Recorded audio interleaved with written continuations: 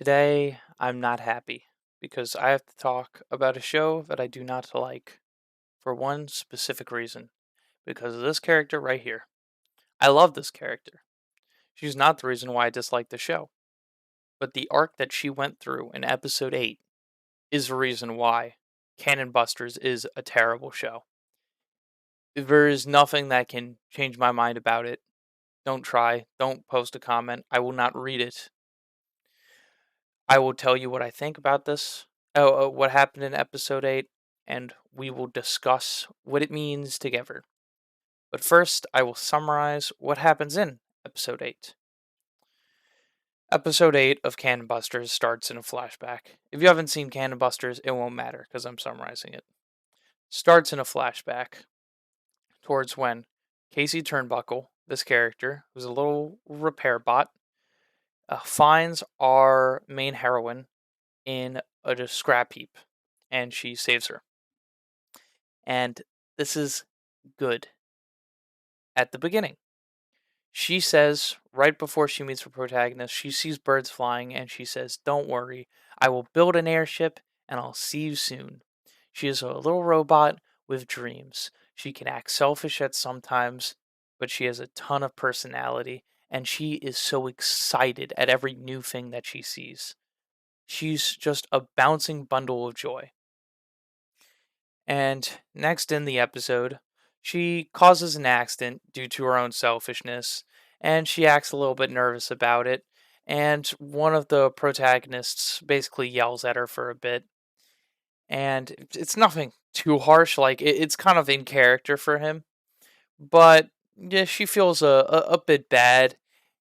And then in this junkyard where they're going, she meets another robot of her kind, and she says to him, "We're a rare model, you know. I've only ever met 3 others like us." And then he takes Casey to look out into this trash bin, and he goes, "I've seen thousands, and they're all scrap now." And she goes, "But what happened? Why are they scrap?" And he says they become obsolete. And she checks one of them. She goes, "But can still walk. They can still move." And he goes, "I don't think you understood. I didn't say they were old. I didn't say they didn't work. I said they were obsolete. They weren't useful to people anymore." And then I don't think he was trying to, but he psychologically manipulates Casey into making her think that her friends brought her here to be get rid of because she wasn't useful anymore and they didn't want her. So he he starts lowering down the crane to move something, and it jams and she bends down and fixes it. And then the guy the other model of her uh collapses to his knees, and he says, "Now, I'm starting to feel a bit obsolete, but I know how to remedy that." And he looks at this big crusher that crushes up the old models. And then Casey was like, "Shit, maybe I want to kill myself." And I'm sitting here like, "What? What did you say? What about flying? What about being in a blimp? What about your dreams?" And the way I thought the episode would go is she would just look at him and say, "No, I don't need people to be useful to. I don't need to be useful to anyone. I'm going to live my own life. I'm going to be happy. I have a dream to one day fly, to build an airship and be in the sky with the birds." That's how I assumed it was going to go. But no, it took a terrible route. Casey just said, "Oh, I guess I'm not useful to anyone anymore." And then she gets on the conveyor belt, powers herself off, and she just gets sent towards the crusher. Luckily, one of the main characters saves her right before she gets crushed.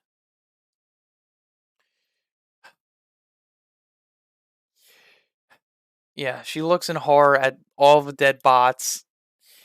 This man tells her, "Ah, yeah, I know how I would remedy it if I became obsolete." And then she simply places herself on the conveyor belt and starts getting sent towards the crusher. Luckily, her friend Sam saves her in the nick of time, luckily. And Sam powers her back on, and she says to her in her arms, Casey, why did you do that? Why did you power yourself off? And Casey looks at her and says, I just wanted to be useful to you. I wanted to turn myself into scrap so I can be useful because I know I was useless. And instead of saying, like, you don't need to be useful to us, or saying, you can live your own life, or saying, freedom is more important than being useful to us, Sam says, but you are useful to us. You're our friend. Which is it? Are they useful to you? Or are they your friend? Because my friends aren't useful to me. They're not butlers. They're not supposed to be useful to me. They're supposed to be there when you need them. That's not being useful to someone. That's being a good person. So is she your slave? Because that's where the story feels like it's trying to push you towards. If you're not devoting yourself to another person, might as well kill yourself. What kind of message is that to give? This is a children's show. I know it's an anime, but it is heavily, heavily, heavily marketed towards children. This is a younger character. Well, I say younger. She's short, she's tiny, she has a high pitched voice. It is marketed towards younger characters, and this is a character a young and excited child would relate towards. What kind of message is, if you're not useful to anyone, might as well end yourself? What the fuck? Are you kidding me? What are you thinking when you give that to a character as development? When she first started the story, it started with a flashback where she was all alone. She wasn't being useful to anyone. And she was looking in the sky and she was saying, I want to fly like the birds. That is beautiful. That is a great character. That is someone who has depth. That is someone who has a dream. That is someone who can push towards that dream. That's great. That's a good character. And then they just get rid of the dream. Oh, if I'm not useful to anyone, might as well kill myself. Get rid of everything to degrade the character into just someone who can only be useful to people. And if they're not useful to anyone anymore, they just have to off themselves. Because that's her character now. Because, what the fuck? This is a main character. This isn't a side character. This is someone who's been there since the beginning of the story. How do you if you're not a how insensitive, like, how did the author not see this? They had to. The Cannon Busters is written by a man named what is it, LaShawn Thomas, and he is a black author. He wrote this story, and with, like, I don't want to say, like, there's no way he's not aware the history of African American people in America? Or is he just saying that, oh, if they're not useful to anyone, no, why be free? If they're not useful, might as well just die. Like, what the fuck? It's so fucked up. It drives me crazy. Absolutely out of my mind to think how insensitive of a story arc this is. Are like, it's so it ruined all of Cannon Busters for me. The best parts about Cannon Busters is the music, the visuals. It's got good animation, a good art style, and good visuals. That's it. Characters, well, thanks to Casey, they're terrible. They're terrible. They're subpar, bland, average. They go through the most stereotypical character growth journeys you can possibly fucking imagine. Setting. The setting is actually pretty interesting, but it does feel a tad mixed up and convoluted. You can't have people who have technology that is beyond our wildest imaginations, but also have people living in shacks. Like, it just doesn't Correlate. How do you afford full body metal prosthetics, but you can't afford to live outside of a shack? Doesn't make any sense. But suspension of disbelief, I can push past that.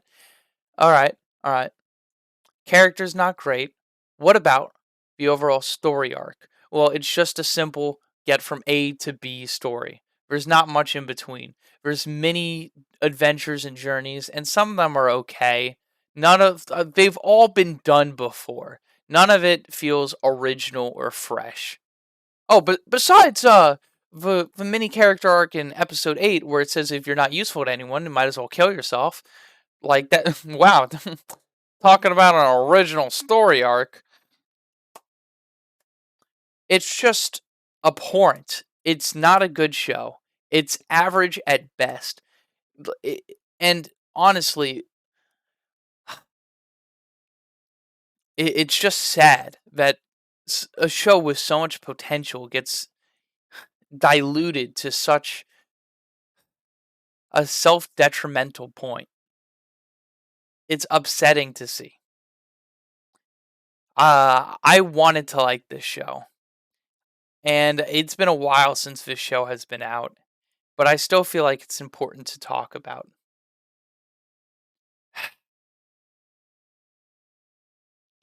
It's got an interesting premise, but at the end of the day, it falls apart into generic or self-detrimenting. It's sad to watch a story that could be good fall apart. Anyway, that's it for me. If you like the video, leave a like. If you disagree with me, leave a comment. If you want to see more content like this, hit the subscribe button. That's it for me. I've been Bottlecap, and this has been the video. See y'all in the next one. Bye bye.